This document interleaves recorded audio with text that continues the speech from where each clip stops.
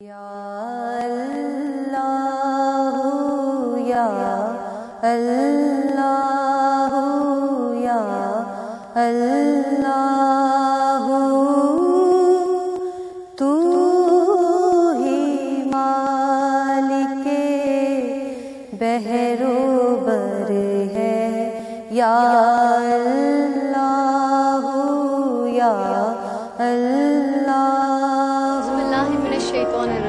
بسم اللہ الرحمن الرحیم۔ السلام علیکم ورحمۃ اللہ۔ صبح خیر ناظرین، آپ کی میزبان یسرا خان حاضر خدمت۔ امید ہے ناظرین آپ سب خیریت سے ہوں گے۔ رب تعالیٰ کا لاکھ لاکھ احسان، بے حد کرم کہ میرے رب نے ایک تاریک رات کے بعد ایک روشن سویرا، ایک نئی زندگی مجھ کو عطا فرمائی، آپ کو عطا فرمائی، تاکہ ہم اپنی زندگی کو بہتر سے بہتر انداز میں گزار سکیں، کیونکہ یقیناً ہر گزرتا ہوا دن ہمارے لیے ایک سبق رکھتا ہے، ہمارے لیے ایک نصیحت رکھتا ہے۔ اور جیسے کہ کہتے ہیں نا عبرت کا سامان، تو جو غلطیاں کر چکے ہیں اس سے ذرا عبرت لیجیے، تھوڑا سبق لیجیے کہ اب ان غلطیوں کو نہیں دہرانا۔ اور مقصد یہی ہوتا ہے نئے دن کا کہ اب آپ نئے سرے سے آغاز کیجیے اور ان غلطیوں کو نہ دہرائیے جو آپ دہراتے چلے آ رہے ہیں۔ ہمارے ساتھ موجود ہیں امتیاز جاوید خاکوی صاحبہ۔ السلام علیکم ورحمۃ اللہ۔ پروگرام میں خوش آمدید کہتی ہوں امتیاز باجی آپ کو، اور صبح خیر میری جانب سے۔ ناظرین امتیاز باجی کے ساتھ جو دوسری مہمان اسکالر ہمارے ساتھ موجود ہیں، یہ بھی بہت پیارے انداز میں گفتگو فرمانے والی اور آپ کی ایک پسندیدہ اسکالر یہ بھی بن گئی ہیں، کیونکہ پروگرام صبح خیر میں بار بار خوب سے خوب تر انداز میں آتی ہیں اور پیارے پیارے انداز میں گفتگو فرماتی ہیں، موضوع پر روشنی ڈالتی ہیں۔ آج نماز پر گفتگو کریں گے، ہمارے ساتھ موجود ہیں آمنہ صدیقی۔ آئیے سلام کہتے ہیں۔ السلام علیکم۔ وعلیکم السلام۔ صبح خیر میری جانب سے آمنہ آپ کو بھی۔ اور آج موضوع بہت پیارا ہے، میں کہوں گی نماز۔ میں نے کچھ حد تک اپنے ناظرین کو بتانے کی کوشش کی کہ سماجی طور پر بھی یہ موضوع کیسے لنکڈ ہے، لیکن دین کے حوالے سے آغاز کرتے ہیں۔ امتیاز باجی آپ کی جانب آؤں گی کہ نماز کو سب سے زیادہ اہم عبادت قرار دیا گیا کہ روز محشر بھی پہلا سوال نماز کے حوالے سے ہوگا، تو میں چاہوں گی پہلے اس موضوع کے حوالے سے کچھ بیان کیجیے کہ یہ موضوع جو آج انتخاب کیا گیا ہماری ریسرچ ٹیم صبح خیر کی جانب سے، تو یہ کتنا اہم تھا؟ بسم اللہ الرحمن الرحیم۔ اللہ رب العزت نے قرآن مجید میں ارشاد فرمایا ھدی للمتقین الذین یؤمنون بالغیب ویقیمون الصلاۃ۔ سبحان اللہ۔ صدق اللہ مولانا العظیم۔ نماز دین اسلام کا اہم ترین رکن اور عبادت ہے۔ آمنہ سے جانوں گی کیا کیفیت ہو گئی؟ بسم اللہ الرحمن الرحیم۔ سب سے پہلے تو آپ کو مبارکباد دینا چاہوں گی معراج النبی صلی اللہ علیہ وسلم کے حوالے سے، اور یہ خوبصورت موضوع رکھنے کے حوالے سے انتہائی اہمیت کا حامل یہ موضوع ہے۔ جس طرح کہ آپ نے آغاز میں فرمایا نماز میں کیفیت کیا ہونی چاہیے، تو حدیث پاک میں آتا ہے کہ رسول اللہ صلی اللہ علیہ وآلہ وسلم نے ارشاد فرمایا کہ جب تم نماز کے لیے کھڑے ہو تو گویا یہ تصور ہونا چاہیے، یہ کیفیت ہونی چاہیے کہ اللہ رب العزت کو دیکھ رہے ہو، اور اگرچہ یہ کیفیت نہیں ہو سکتی تو یہ کیفیت لازمی طور پہ رکھو، یہ خیال ذہن میں رکھو کہ اللہ رب العزت تمہیں دیکھ رہا ہے۔ تو دیکھیے پیمانہ بتا دیا، طریقہ کار بتا دیے کہ نماز پڑھنے کا کیا طریقہ کار ہونا چاہیے۔ اگر اس کو آسان لفظوں میں سمجھنے کی کوشش کی جائے تو آپ یہ دیکھیے ہمارے درمیان اگر کوئی صاحب حیثیت کوئی بڑے عہدیدار آ جایا کرتے ہیں تو ہم کتنے مؤدب انداز میں کھڑے ہو جایا کرتے ہیں، ان کے ہر طرح سے خدمت کرنے کی کوشش کیا کرتے ہیں۔ تو وہ جو کائنات کا بادشاہ ہے، جو تمام کائنات کا خالق ہے، جب ہم اس کی بارگاہ میں جا رہے ہیں تو ادب کے کیا عالم ہونا چاہیے، یہ بات اب یہاں سمجھ میں آتی ہے کہ رسول اللہ صلی اللہ علیہ وآلہ وسلم نے جو ارشاد فرمایا کہ اگرچہ یہ تصور نہیں کر سکتے کہ رب تعالیٰ کو دیکھ رہے ہو تو کم از کم یہ تصور ضرور رکھو کہ اللہ رب العزت تمہیں دیکھ رہا ہے، تو اس وقت ادب کا کیا عالم ہوگا۔ ان نماز کے لیے انتہائی اہمیت کی جو بات ہے وہ ہے کہ خضوع اور خشوع ہونا چاہیے آپ کی نماز میں، وہ کیفیت ہونی چاہیے جو کہ ایک نماز پڑھنے والے کے لیے ہوا کرتی ہے کہ تمام تر دنیاوی خیالات سے اپنے آپ کو پاک رکھیے، باز رکھیے، محفوظ رکھتے ہوئے، اور صرف رب کائنات کی بارگاہ میں اس وقت کھڑے رہیے۔ یہ دیکھیے کہ آپ خالق کائنات کی بارگاہ میں کھڑے ہیں، یہی ایک اعزاز کی بات ہے یسرا، اگر ہم اس بات کو محسوس کرنے لگ جائیں کہ اللہ رب العزت نے یہ موقع، یہ شرف عطا فرمایا ہے کہ ہم بارگاہ رب العزت میں کھڑے ہونے کا شرف حاصل کر رہے ہیں، اور یہ رب کائنات کا انعام ہے ہم پر کہ اس نے ہمیں اپنے آگے سجدہ کرنے کے لیے جھکا دیا ہے۔ سبحان اللہ۔ ایمان کی کسوٹی نماز، امتیاز باجی اسی پر بات کر رہے تھے، قرآن کے حوالے سے بھی آپ اس پر روشنی ڈال رہی تھی، میں چاہوں گی وہیں سے ہم اس کو مزید آگے بڑھا۔ دیکھیے نماز کیا ہے، اسے پابند کر دیا گیا، اوقات کی پابندی میں، زبان کی پابندی میں، اور حیت کی پابندی میں، کہ قیام، رکوع اور سجدے کے بغیر نماز نہیں ہو سکتی، یہ نماز کے ارکان میں سے ہیں۔ اور بعینہ ہی آپ دیکھیں تو اللہ رب العزت نے جیسے کہ آمنہ نے کہا کہ ایک کیفیت بنتی ہے اللہ کی حضور حاضری کی، صحیح، یہ کیفیت کیا ہے کہ جہاں آپ نے ظاہری ارکان کی پابندی کی، آپ باوضو ہوئے، آپ قبلہ رو ہوئے، آپ نے ان سب چیزوں کا اہتمام کیا جو نماز میں حاضری کے لیے ضروری تھے، اب اس کے بعد آپ نماز میں حاضر ہوتے ہوئے بھی اگر غیر حاضر ہے، اگر آپ کی توجہ اور دھیان اپنے ارد گرد ہی ہے تو اس نماز کا کیا فائدہ؟ مطلب حاضر ہے مگر عبادت میں شامل نہیں، عبادت میں شامل نہیں، مطلب حاضر ہوتے ہوئے بھی غیر حاضر کیا ہے کہ وجود تو آپ کا ادھر ہے مگر روح اور آپ کا دھیان اور آپ کا دل کہیں اور لگا ہوا ہے. تو ایسی نماز وہ آپ کو برکات نہیں عطا کر سکتی جو آپ کو یکسوئی سے ملتے ہیں. تو ایک نماز ظاہری نماز ہے، ایک باطنی نماز ہے. وہ باطنی نماز کیا ہے؟ حضرت امام حسن علیہ السلام فرماتے ہیں کہ 3 چیزیں اس نماز کا حصہ بنا دو تب نماز ادا ہوگی. وہ کیا ہے؟ قلب کی یکسوئی، کہ تمہارا دل بھی رب کی طرف جھکا ہو، مائل ہو. صحیح.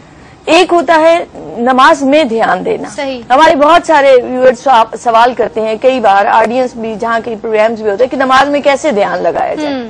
تو ہم اس کے مختلف طریقے بتاتے ہیں کہ آپ نماز کو ترجمے سے پڑھیں، آپ صورتیں بدل بدل کر پڑھیں تاکہ آپ کا دھیان نماز میں لگے. صحیح. یہ پہلا اور ادنا سٹیپ ہے کہ نماز میں دھیان لگے. صحیح.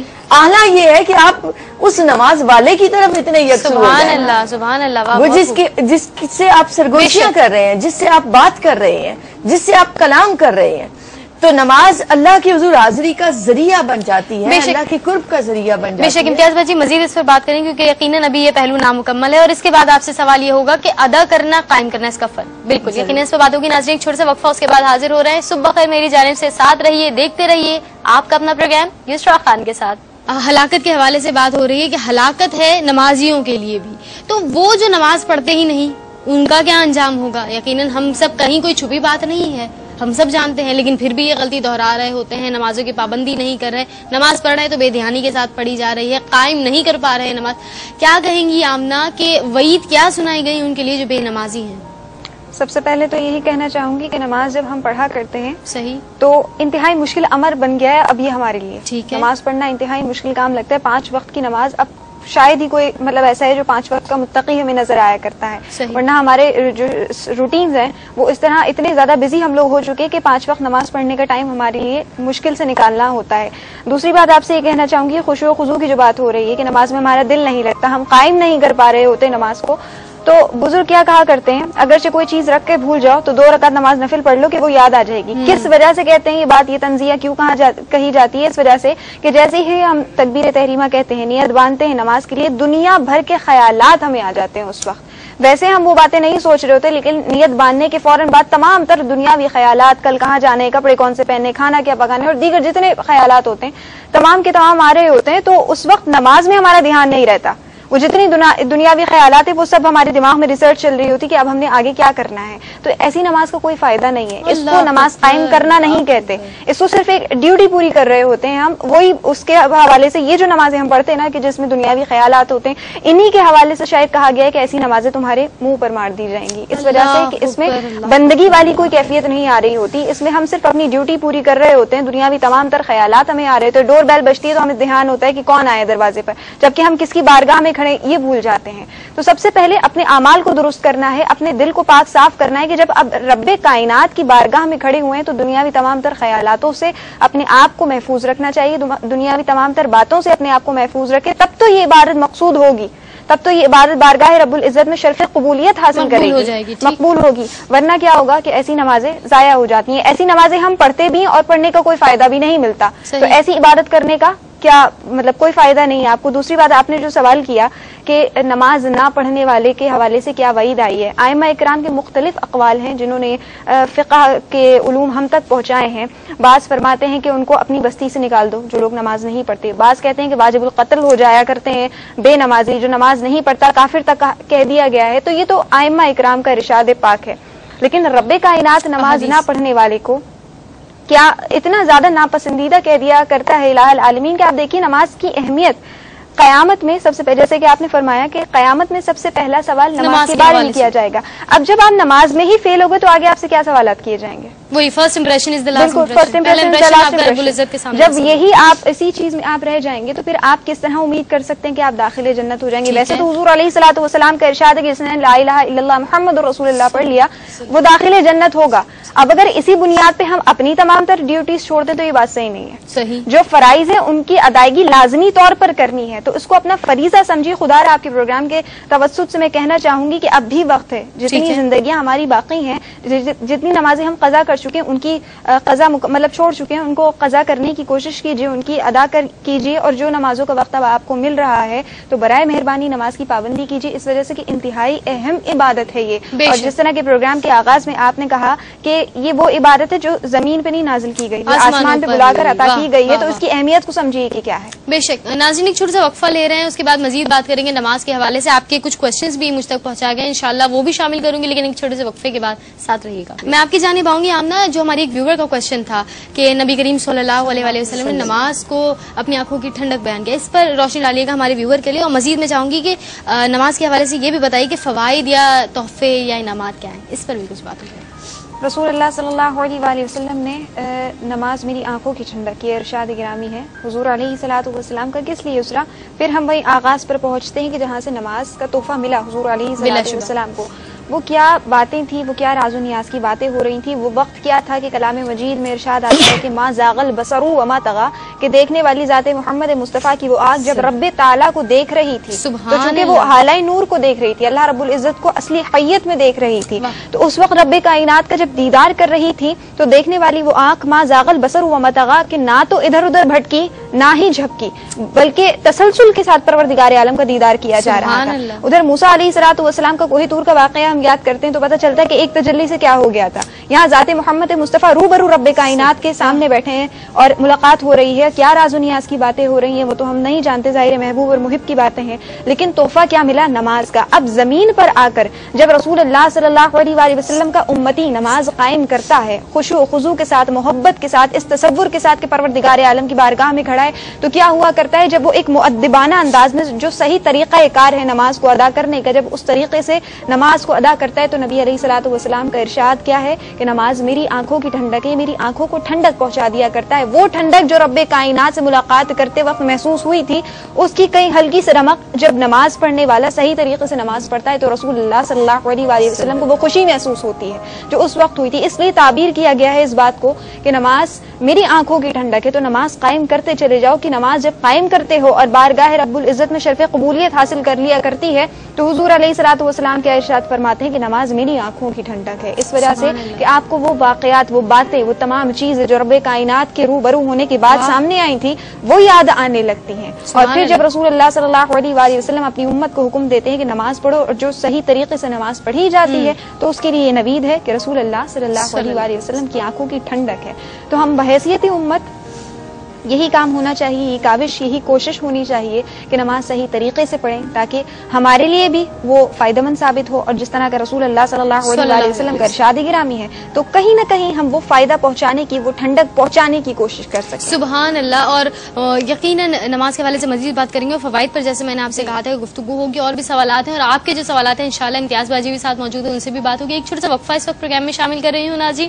یقیناً میں جانتی ہوں یہ وہ چیز ہے, یہ وہ مرحلہ ہے جو آپ کو بالکل ناپسند ہے, لیکن پھر بھی وقفہ لینا لازمی ہے. اس کے بعد حاضر ہوتے ہیں, ساتھ رہیے گا, دیکھتے رہیے بغیر وقت کے ضیاع کے. میں آمنہ کی طرف آؤں گی. فوائد کے حوالے سے ہم چاہتے ہیں کچھ بات ہو جائے, اس پر کچھ روشنی ڈالی, کیونکہ وہی بات ہوتی ہے نا, بچے کو جب تک کوئی لالچ نہ دی جائے کہ اس کے بدلے آپ کو یہ ملے گا تب تک وہ کام نہیں کرتا. تو اللہ تعالیٰ نے کن انعامات کے وعدے فرمائے؟